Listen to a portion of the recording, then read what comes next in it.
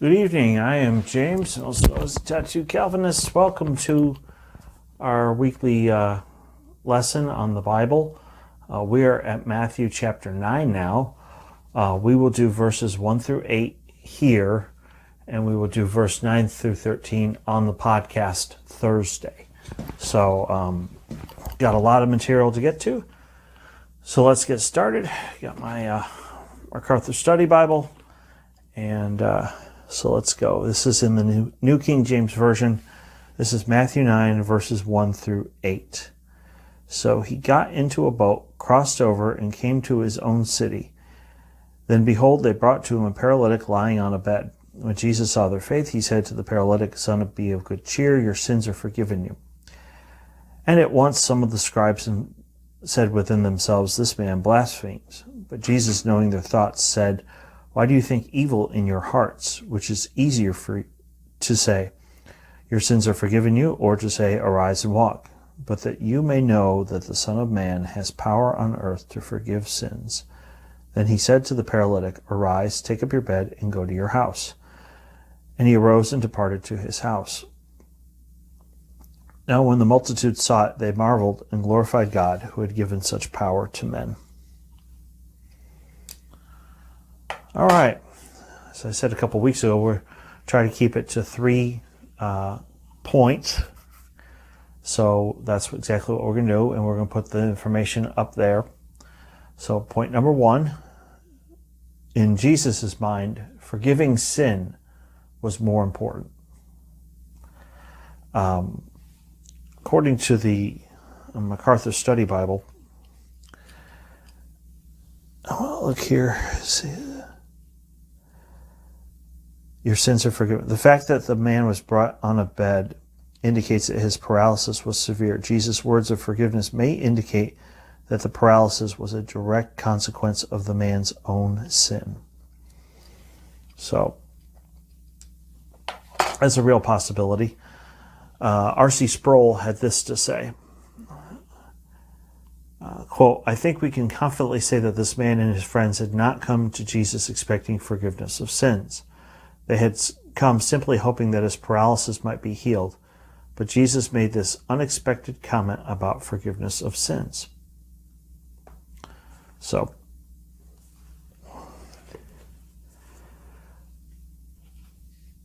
I'm not sure if it was a direct correlation between this man committing a sin. What I do know is that Jesus focused more on his spiritual aspect of his life before the physical.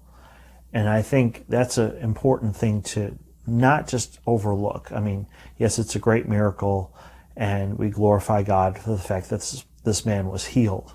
But the bottom line is that in our lives today, in our lives, everyday life, the spiritual matters more than the physical. A lot of times we're so wrapped up in our circumstances, and I do it too, where if things aren't going exactly the way I want to, I'm not exactly a happy camper. But our spiritual life is more important. It's way more important than our physical life. Number 2, the evil thoughts of the Pharisees. In verse 6, or I should say verse 4, that's why I need my glasses, he tells them, he says, "Why do you think evil in your hearts?" In my commentary by R.C. Sproul, he says, according to Jewish teachers of that time, blasphemy was any violation of the majesty of God, any action or word that marred or sullied the magnificence and holiness of God was regarded as blasphemy. I believe that no sin is committed more often or more casually in Western culture today than the sin of blasphemy. We hardly blink when the majesty of God is insulted, but to the Jews it was a major matter. So, the thing that I still have a hard time wrapping my brain around is the fact that Jesus committed this amazing miracle, and yet they were mad at him. Now, he did say to this man laying on the mat that your sins are forgiven, which is something only God can do.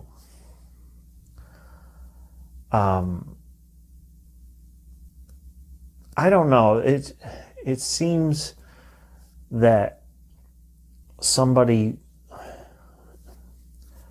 don't know, my response would have been, I know you're a good teacher, but I was under the impression only God could forgive sin. I would say something to that effect, where it's not like I'm accusing him of something, but that's my style of handling things. I find it interesting that the Pharisees are constantly looking for a reason to accuse Jesus, to want to have him thrown in jail, or worse. But yet he went around doing good and blessing people.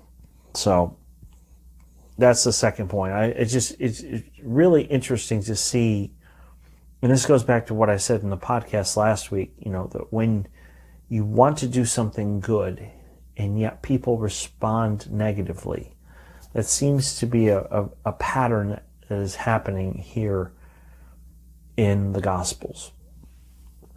And number 3, a question about power or authority.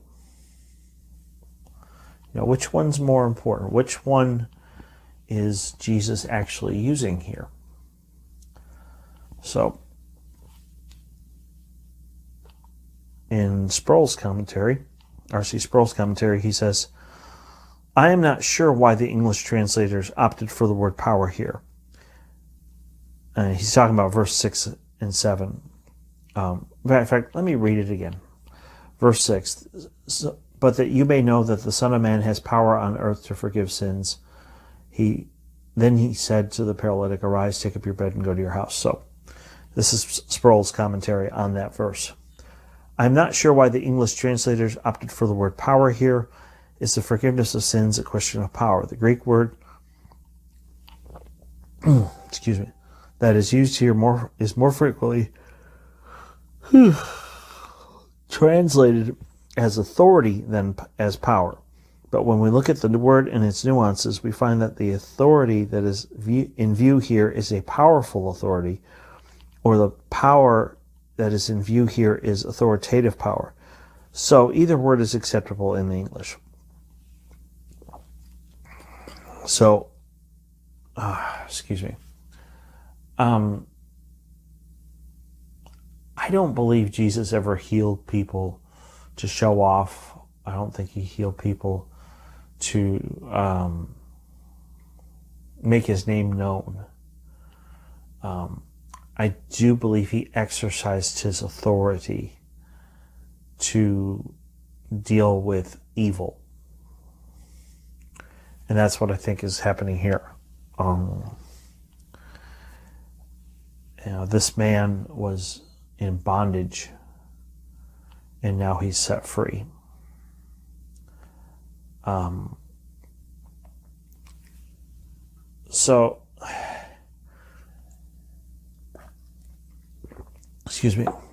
That's our lesson for this week.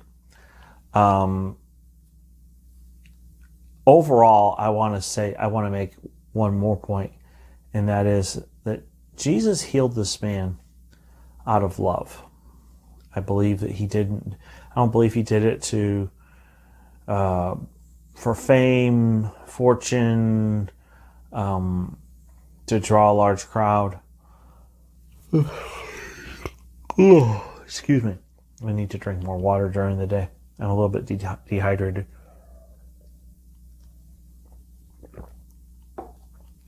But I truly believe when they opened up the roof and let that man in, that Jesus saw that man and he loved him and he cared about him and he wanted him to be well. So, like I said, we will do verses 9 through 13 on the podcast. Put the information right there. Anyway, it's Tuesday. We'll do the podcast on Thursday and another video on Saturday. So until then, thank you to all my subscribers. Love you guys. And I will see you on the podcast, Live It Out with James Paul White, this Thursday.